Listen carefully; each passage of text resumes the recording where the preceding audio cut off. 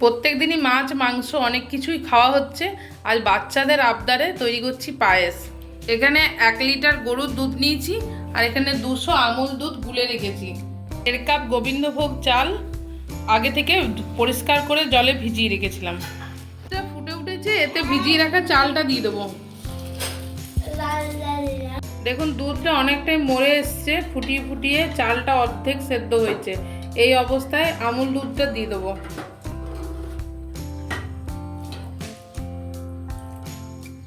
পায়েসটাকে বারবার নাড়াতে হবে, না হলে কিন্তু ওই চাল তলে বসে যাবে।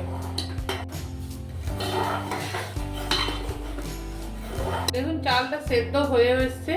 এই অবস্থায় আমি এবার চিনিটা দেবো। 1.5 কাপ চালের জন্য 1 কাপ চিনি ব্যবহার করছি। আপনারা আপনাদের প্রয়োজন মতো চিনিটা ব্যবহার করবেন।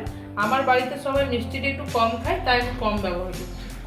চিনিটা দেওয়ার সময় গ্যাসটা বন্ধ করে দেবেন, তারপরে চিনিটা দেবেন।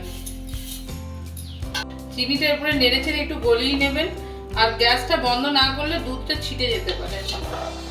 কাজুটা আমি এর মধ্যে আগেই দিয়ে দিয়েছিলাম, যেটা দেখানো হয়নি, কারণ কাজুটা দুধের সাথে না দিলে সেদ্ধ হবে না। এরপরে একটু কিশমিশ দিয়ে দিচ্ছি, আর গ্যাসটাকে আবারও একবার জ্বালিয়েছি, আর একটু সামান্য নাড়াচাড়া করে বন্ধ করে দেবো। তাহলেই পায়েস তৈরি হয়ে গেল।